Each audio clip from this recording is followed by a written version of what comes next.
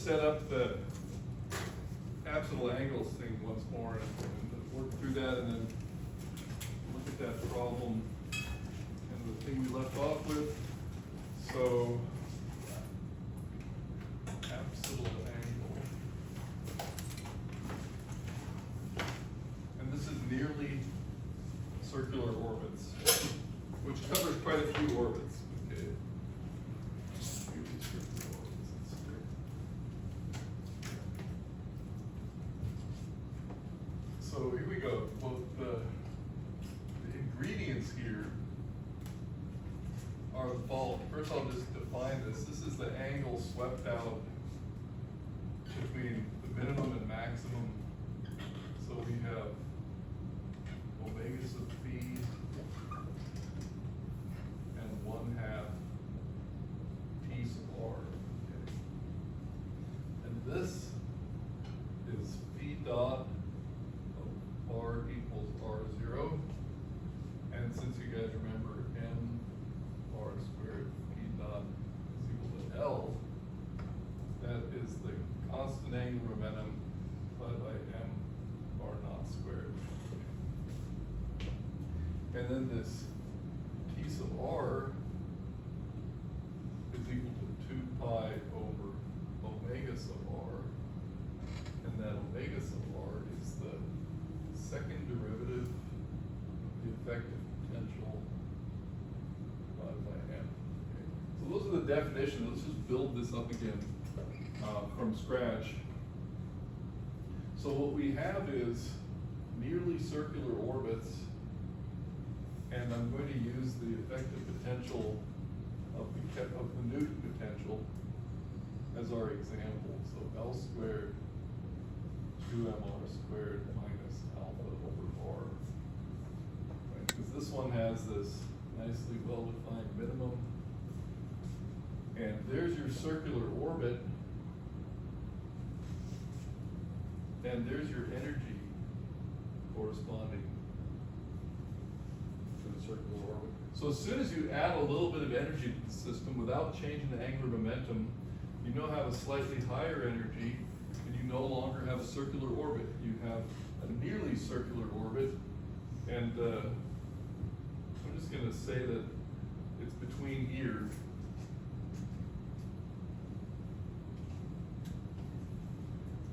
And so from the standpoint of the effective potential, the effective one-dimensional problem, you've got a little parabola in here, and you've got oscillations.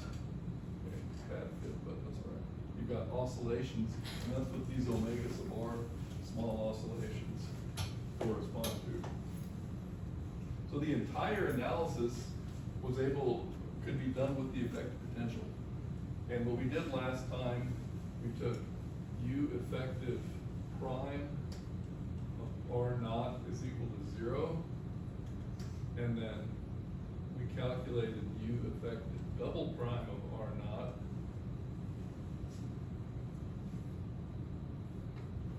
And we constructed this thing here. This could also be written pi omega sub phi divided by omega sub r. So we did the construction, plugged everything in, and we found that the Apsidal angle was pi divided by root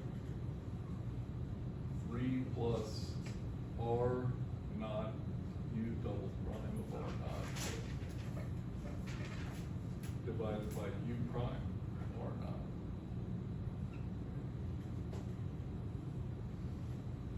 So now you plug in any central force potential, and you can calculate the Apsidal angle for U equals minus alpha over R. We then found that C is equal to pi, the closed elliptical Kepler orbits. But for U equals 1/2 K R squared, we found that C is equal to pi over 2. Pi over 2. Okay, kind of surprising. And this is the complete picture here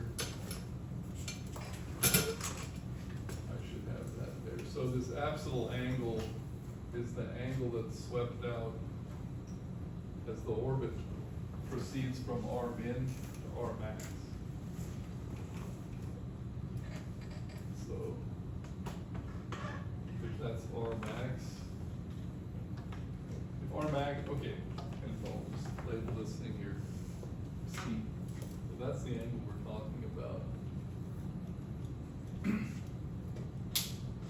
the neocircular orbit. So that's as far as we had gotten, right? Questions or comments on that? So you can easily repeat this derivation and bring these formulas on your own.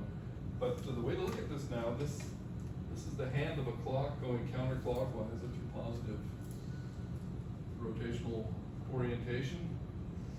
And the planet is a little bead on there that's moving in and out. So the one angular frequency is the counterclockwise angular frequency omega sub phi, and the radial frequency omega sub r is the frequency with which this thing is moving in and out. And good, so you get closed orbit pi. This is also a closed orbit, and this is the ellipse, and this is also an ellipse. That's what you guys are gonna demonstrate. Actually, yeah, you'll complete that problem, but I'm gonna say, but not the same as the Kepler ellipse. Okay. But also an ellipse. Good. So yeah, you guys will work that problem. I'll probably have a couple of questions left over from Silicon, for example, put on the exam, not the whole thing. Okay, so where we are now is talking about perturbations to this potential. That's what I left off with, perturbations to this potential, because that's for a point mass, and later to be shown it's also for a spherically symmetric mass, but otherwise you don't have that exact potential. So I want to bring that stuff into focus. And next semester, or end of this semester, is when we would actually prove the point about the spherically symmetric mass distribution. Right now, we're just accepting it. The proof isn't hard, so we'll do it when it comes up in the material. When we start talking about extended bodies in general, right? Not just point masses. So let's see. We have. Call it a perturbed Newton potential.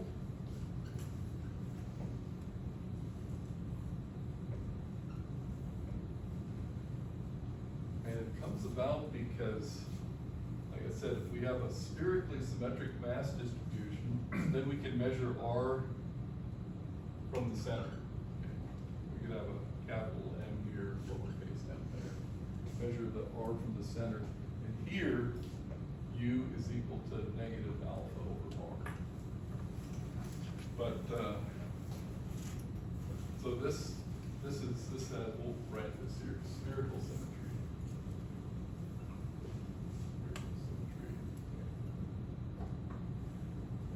The second case is if we have, I'll just put here, okay, let's exaggerate it a little more. We have something rotating. There we go. That's sufficiently non-spherical. So we have something rotating like that. It's fluid somewhat, therefore it bulges out in shape. And it's no longer spherically symmetric. So if we take, it makes sense to take the distance from the center of mass still.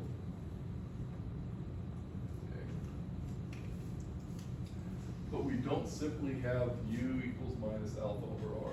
So let's say we have an oblate spheroid. flattened oblate spheroid, which is what our planets are. Then, as we'll learn, there's a way to do an expansion, kind of a more sophisticated expansion, but a Taylor expansion. There's a way to do an expansion in powers of 1 over r. Okay, so expand.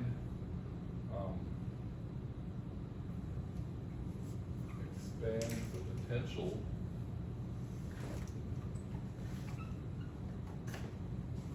in powers of 1 over r.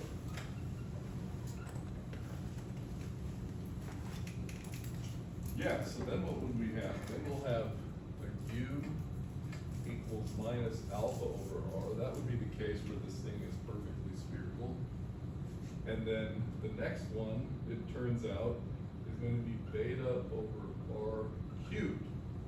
And there would then be higher powers as well. Okay.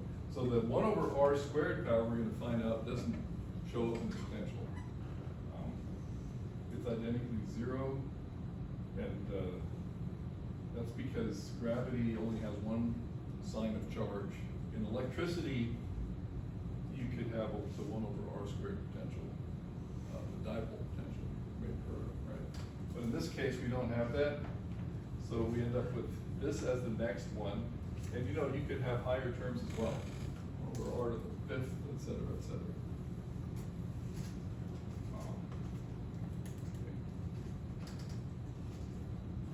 So for this, we're going to have to say beta is small. That's the sense of doing so this term is much, much smaller than this one. It's a correction, so to speak. And so how would we even know that beta is small? Or mathematically, how can we determine that it's small? And I'll show you that next. And then I think we'll assign the Apsidal angle for this one, which leads to some interesting little calculations.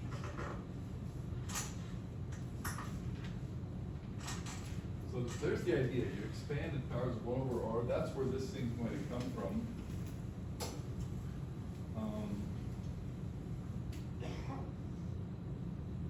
Okay, so next. Beta is small with a question mark.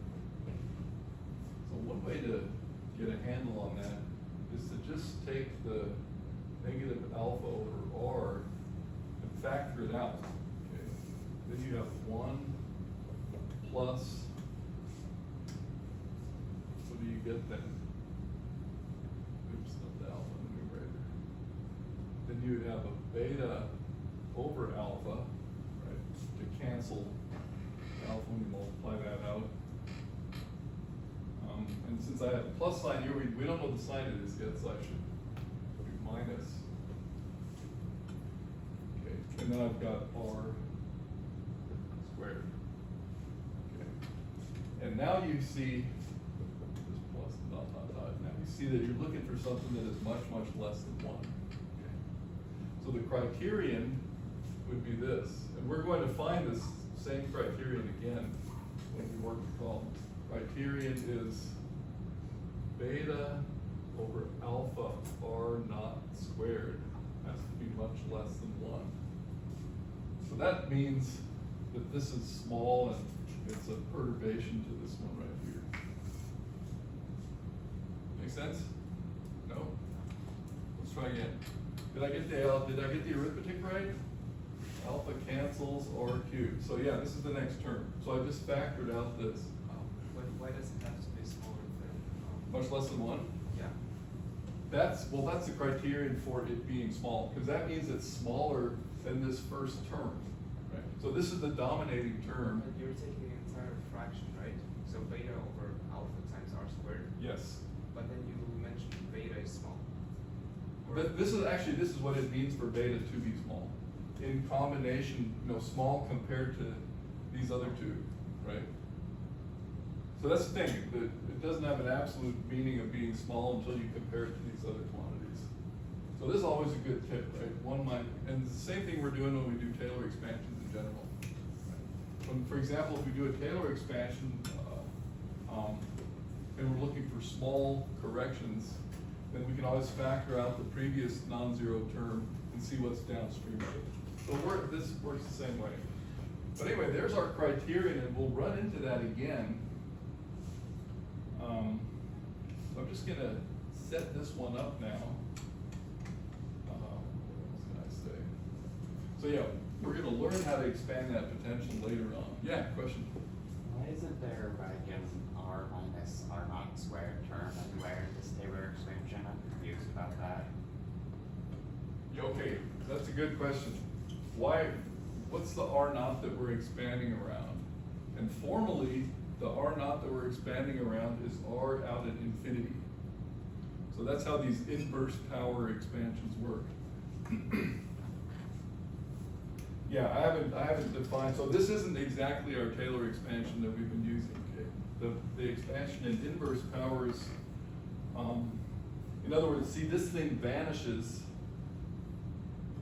at R goes to infinity, okay? So it has to be small, yeah. Okay, that's what I have to say at this point. It's the expansion around at R equals infinity. So the inverse powers work that way. We'll do that systematically later on. But yeah, that's also a good question, because when we have this kind of a perturbation, yeah, there's a lot interesting stuff going on here. So this is a small perturbation. This is, very accurate. But we can't think of this potential as extending into R equals 0 like we did before. Okay? So if we were going to talk about the effective potential, so I'll put this as a note here, because yeah, these things require a bit of judgment. So suppose we had U effective equals L squared over 2mR squared plus, and then we would have this negative alpha over R plus beta over R cubed. Okay. Now without that, this is the one we have a problem.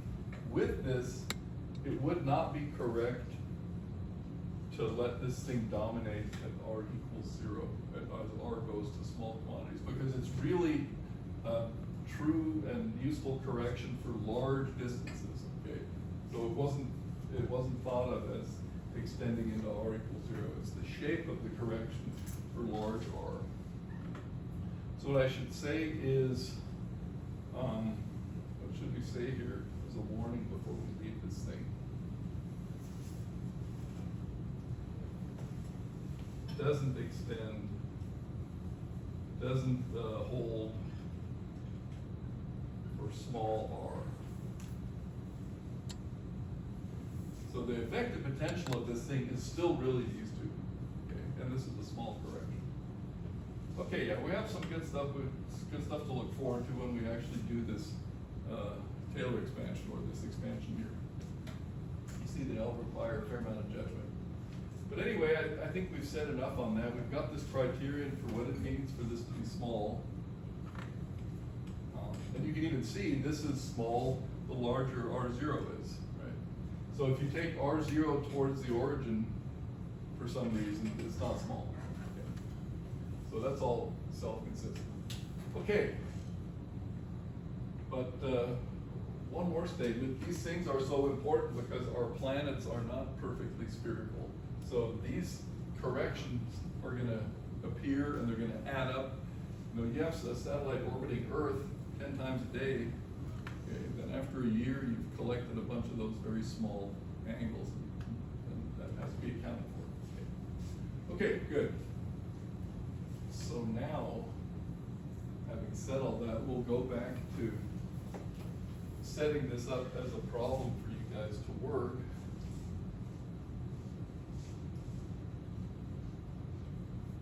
So remember that. So I'll just put your homework and get the ball rolling on this one. Calculate C, the absolute angle for U equals minus alpha over R plus beta over R cubed. With all that having been said, okay?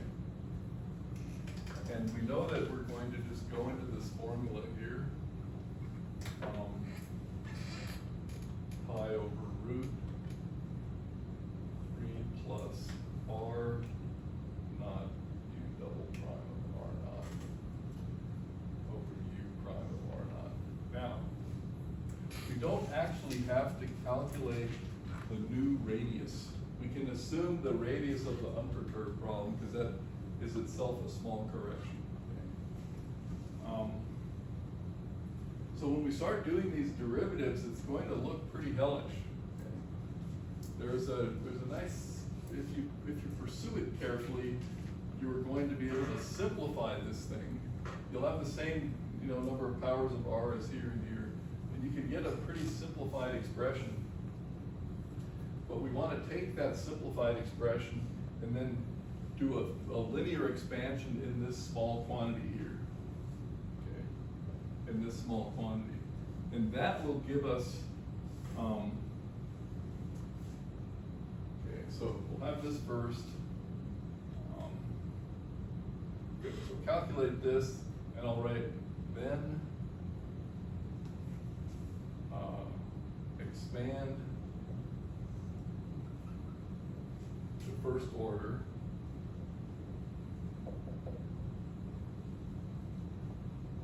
in the small quantity, and it'll either be this small quantity or this small quantity multiplied by some number. In the small quantity, I'll just write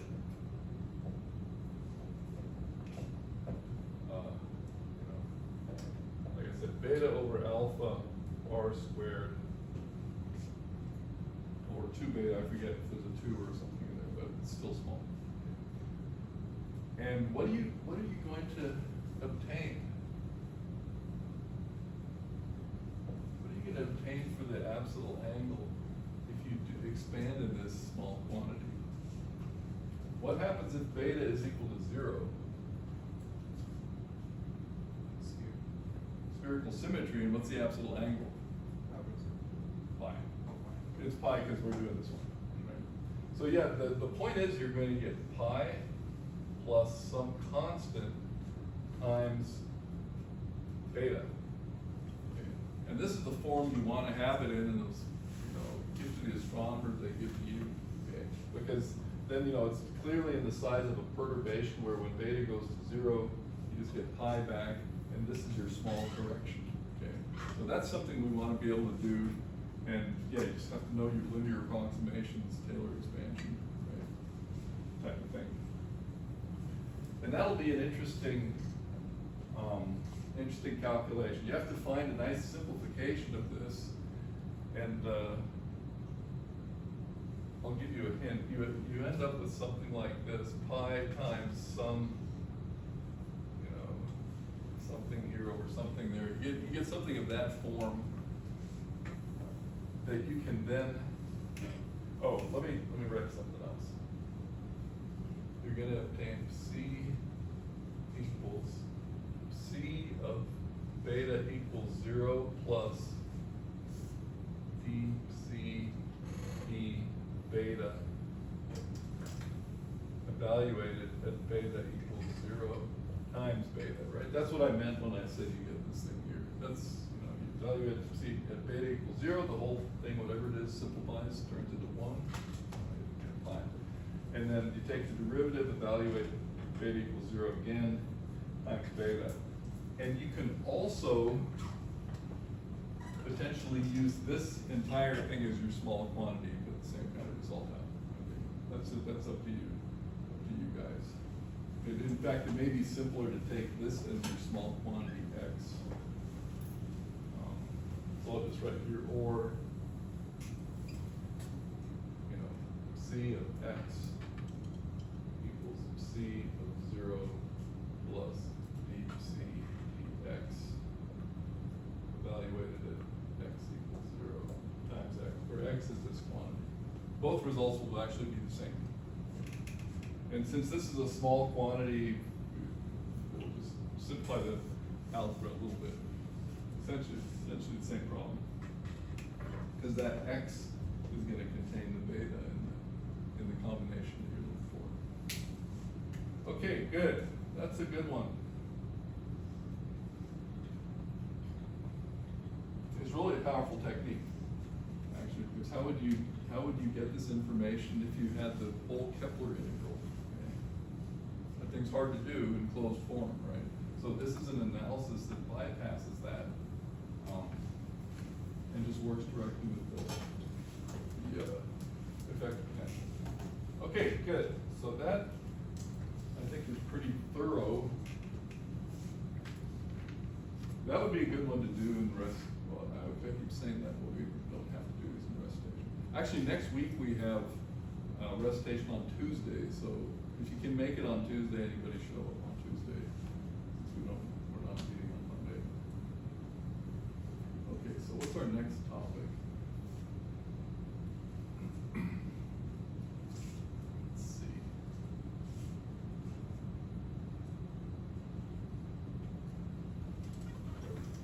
So what I want to do now is the exact version of that argument that gave us Newton's law of gravity in the first place. Remember, I gave the rough argument using Kepler's third law that gave us the 1 over r squared law.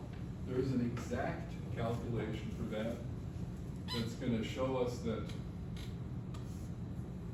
and that path will be yours to do. It will show us if we have an elliptical orbit of the Keplerian form, then the force has to be 1 over r squared. So that's going to be an exact version of that. And I just have to set it up, see how far we get. So, this. Okay, so next. What should we call this exact? Put it this way, find central force law given the trajectory equation. So in our case, the ellipse, actually the polar form of the conic section, more general than the ellipse, polar form of the conic sections implies 1 over r, implies f proportional to 1 over r squared. So the argument we did last time was for circular orbits. For circular orbits, Kepler's third law gave us that. But this time we'll do it for the general case. And what we have to do is the following. So we know we're looking at Newton's law in this form. So m acceleration f of r unit vector. And we're also going to use the fact that the motion is restricted to a plane. So let's kind of list our ingredients here again. Motion restricted to a plane. So that's part of the formalism. That was independent of what the law was, which gives us plane polar coordinates. So then we can write down Newton's laws in plane polar coordinates, or the law for this in plane polar coordinates. And what we had was m r second derivative minus r p dot squared was equal to f of r. That was the r hat direction, and the phi hat direction was m 2 r dot phi dot plus r phi double dot was equal to 0. That was from the central force. Remember, there was no tangential force. And I already showed that, but I'll just mention again. It was this formulation that showed us that d over dt m r squared d dot is equal to 0. Is equal to 0, which told us that b dot is equal to L equal to a constant.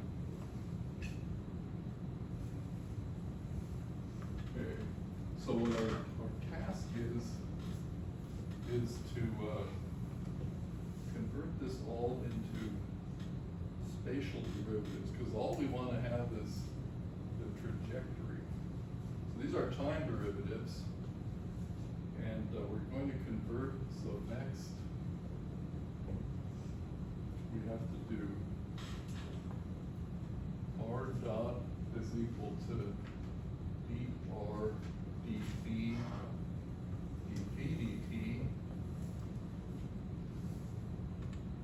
is equal to dr dphi times phi dot. Okay. Because we're going to make some substitutions in the left side of this right here. Dphi dot equals dr dphi, and then we can take this here to the phi dot L over m r squared. So now we need the second derivative with respect to time. This was dr dt. This was dr dt, and I used the chain rule here. And then I've got the dr dt here, I substitute the phi dot down there. So this is dr dt, and the second derivative, with respect to time, we have to work on this thing here, so we're going to have d squared r d phi squared, and then the chain rule brings out a d phi dt times L over m r squared. And then we also have a dr d phi, and now we've got L over m. This is r to the minus 2, so we have minus 2 r to the minus 3, and then again a dp dt. So we just have to simplify this thing. We've got d squared r dp squared, and then the d phi dt, which is L over mr squared, so we actually have L over mr squared squared. And then we have plus dr phi minus 2 L over m r cubed, and then the d phi dt again is L over m r squared. What a mess. Okay. That simplifies a bit. So what we're doing is making these substitutions here and writing the whole thing out. So let's see if that works. So now we've got from this equation right here, we have m, I think we're going to bring the m in right away. So m r double dot. So d squared r dp squared L over m r squared squared minus 2 L m r cubed L m r squared, and then the dr dp.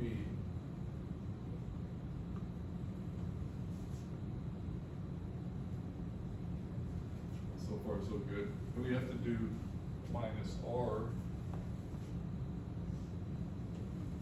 and then the phi dot squared L over m r squared squared equals f of r. So there's going to be something common that we can pull out of this whole thing. Yeah. We actually have higher powers than just that. So, for one thing, we're going to have an m and a one over m squared, m squared, m squared. So we'll end up with one over m out front.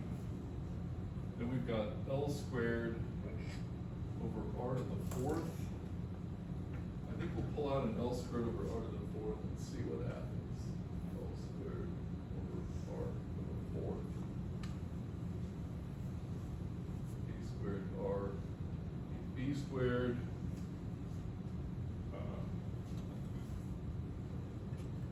Minus two. And here we have R to the fifth, so we'll have minus two over R.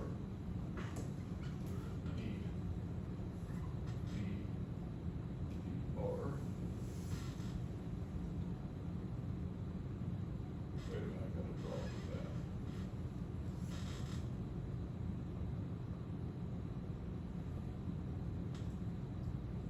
Oh, other way around.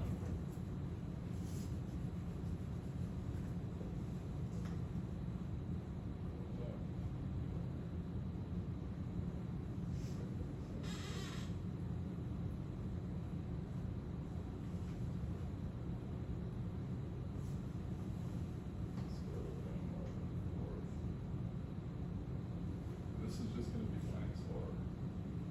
What am I doing wrong with the?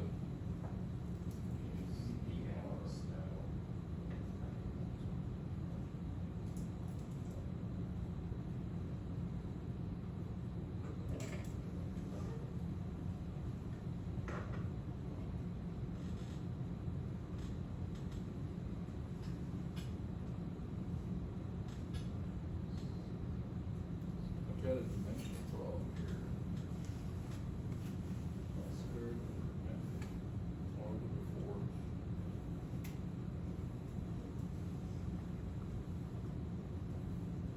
And I'm supposed to have a d or d squared. What would that have been? D.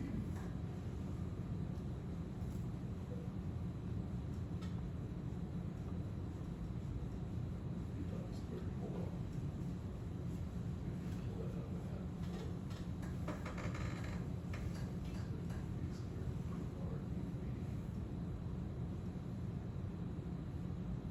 Oh.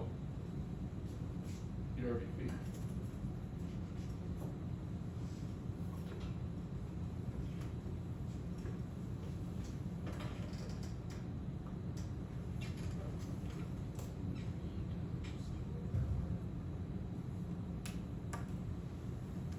So 2 over R, right?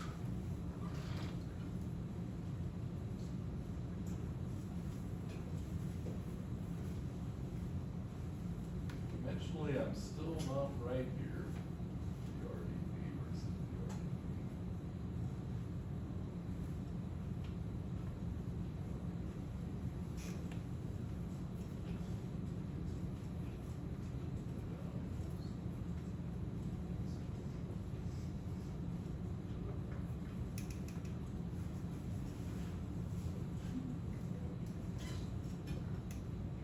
Oh, yeah, there's another D, oh, here we go. There's another DRD feed from the chain rule right there. Taking the time derivative here, DRD feed, L over MR squared, we've got 2 DRD feed, That's where that comes from. So L, so DRD feed, L over MR squared, okay. So L over M minus 2 over R cubed, DRD feed, dt, right, for the chain rule. So that is where the DRD feed squared was.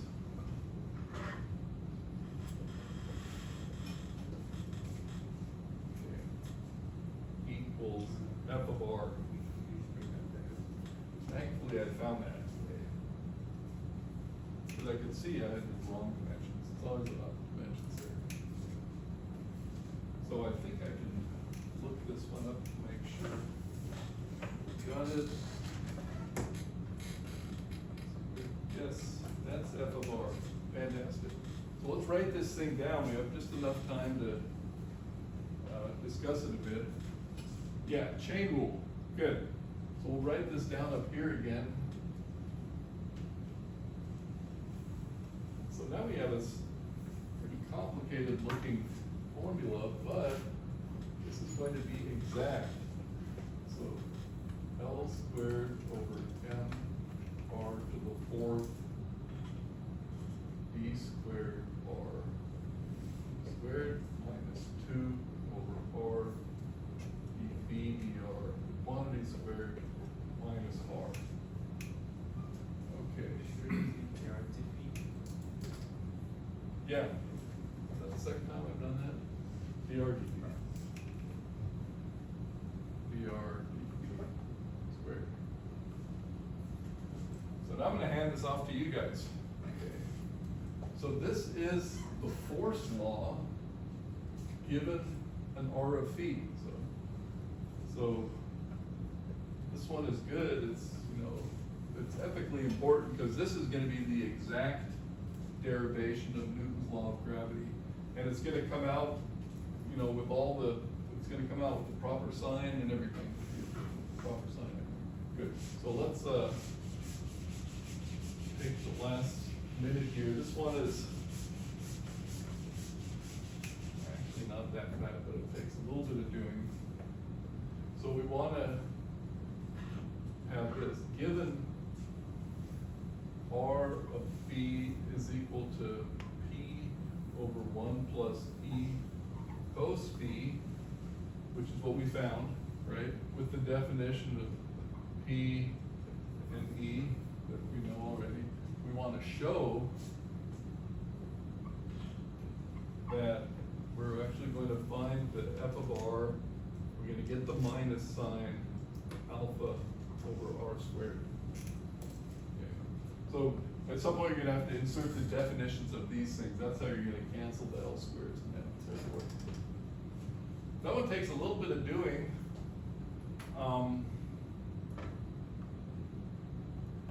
And we got a minute, so we'll just look at one of these derivatives, okay? So what's dr dv here, okay, for example? So we've got dr dv, you've got p, you've got 1 plus e cos phi to the minus 1, so you've got minus 1 plus e cos phi squared, and then you've got minus e sine phi.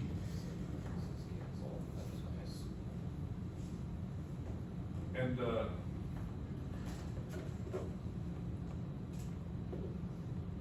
yeah, so that's the kind of thing you have to work with. There's a bit of doing, and you'll also see that, you know, this kind of one, you know, invert this, right? 1 plus e cos phi squared over p squared is r squared. And, so, but yeah, you do this, the second one's a bit more of a mess, and then you just gotta fight through some random algebra. But you'll see it's very satisfying when you end up with this.